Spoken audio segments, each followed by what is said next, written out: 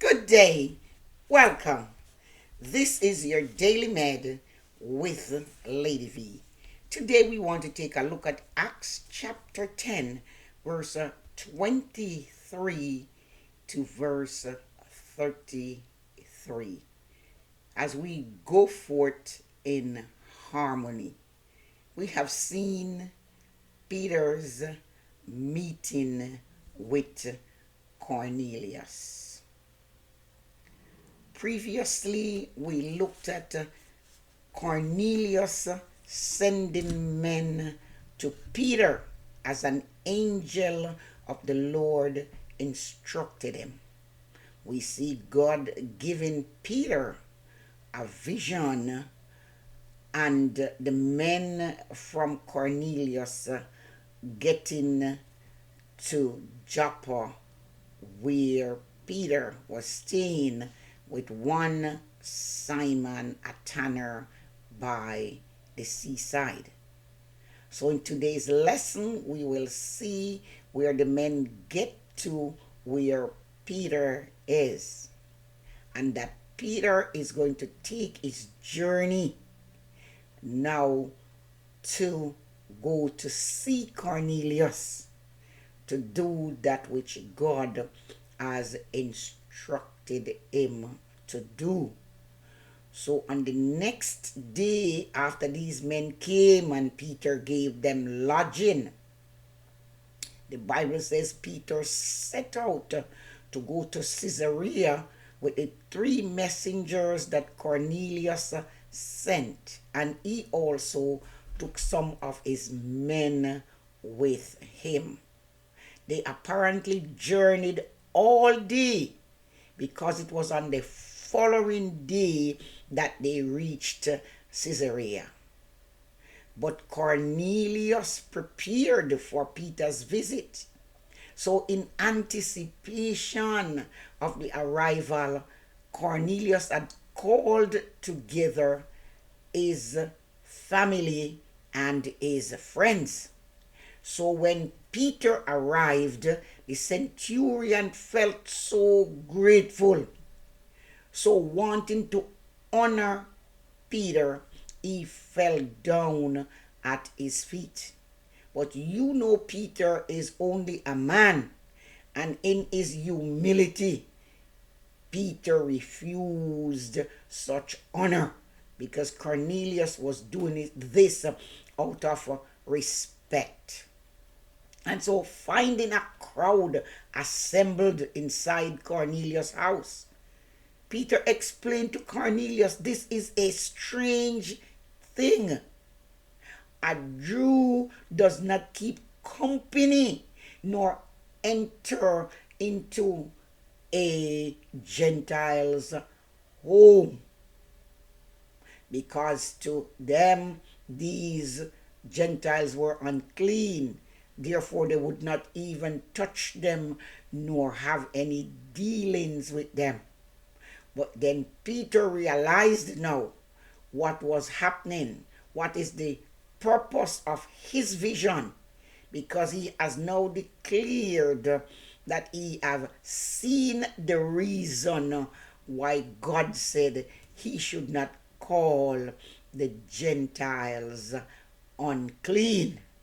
And the very purpose now for which he was in Cornelius's house, he would preach the good news of the gospel of Jesus Christ to Cornelius. So as we look at Acts chapter 10 and we begin to read at verse 22, it says, Then men said, a holy angel told Cornelius to invite you to his house. He is an army half officer. He is a good man, one who worships God, and all the Jewish people respect him. The angel told him to invite you to his house so that he can listen to what you have to say. Peter asked the men to come in and stay with him for the night. The next day, Peter got ready and went away with the 3 men. Some of the believers from Joppa went with him. The next day, they came to the city of Caesarea. Cornelius was waiting for them and had already gathered his relatives and close friends at his house. When Peter entered the house, Cornelius met him. He fell down at Peter's feet and worshipped him. But Peter told him to get up, stand up. I am only a man like you. Peter continued talking with Cornelius. Then Peter went inside and saw a large group of people gathered there. Peter said to the people, "You understand that it is against our law for a Jew to associate with or visit anyone who is a Gentile. But God has shown me that I should not consider anyone unfit or say they are not pure. That's why I didn't argue when your men asked me to come here. Now, please tell me why you sent for me." Cornelius said, "4 days ago, I was praying in my house. It was at the same time, 3 o'clock in the afternoon. Suddenly, there was someone standing before me wearing bright, shiny clothes. He said, 'Cornelius, God has heard your prayer and has seen your gifts to the poor. He remembers you and all you have done.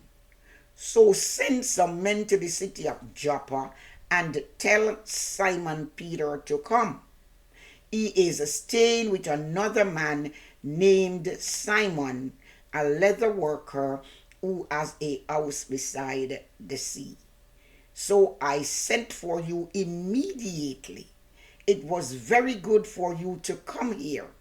Now we are all here before God to hear everything the Lord has commanded you to tell us." So what do we learn from Cornelius and Peter's gathering? What do we learn from Peter going forth with some of his brethren from Joppa, with some of the men servants from Caesarea who came from Cornelius? As our lesson tells us, Peter set out on the journey to Caesarea. Smartly enough, he took some of his own men with him. I believe he did this so these men can be witnesses to what would have eventually taken place. Because Peter knew he would have to give an account to the church, which is now a Jewish church at this time. Why were you in a Gentile's house? So he would have to give an account for his action, and this would have been the first. So he made sure he had his men with him to witness what took place. Cornelius, in the meantime, had gathered his family and his friends. Today is a day of gathering family and friends. We also see the influence that Cornelius had on his family and on his friends. He apparently taught them about God. And so it was not a strange thing for them to be gathered in his household to hear the word of the gospel and would be ready to accept the gospel. We see that Peter was so humble, he did not receive the worship of Cornelius. Cornelius did not take it as worshiping Peter, because this was a thing that the pagans do. And so we find that this is not the Christian spirit, to bow down before other men and to, as it were, give them homage or worship them. We see Peter explaining how unlawful it was for a Jew to keep company or even come into a Gentile's house. Peter also understands the full meaning of his vision that he saw while he was hungry, waiting for his lunch, and while at noon he went on the housetop to pray. It all made sense to him. So now he has the full knowledge of what God was saying to him and what God wanted for this Gentile Cornelius. So Peter declared there, now I know why God says he should not call the Gentiles unclean. And we see when he received Cornelius's servants, he didn't have to do it. He didn't have to put these Gentiles in his house where he was staying overnight. But now he says, oh, I've come full circle with what God wanted me to do. So now he turned to Cornelius and he says, I need some more facts. I know I asked your men in verse 21 of Acts chapter 10, what is the purpose for their visit? Why did your boss send you to me? But now he's not asking of the servants anymore. He's asking of Cornelius himself, why did you send for me?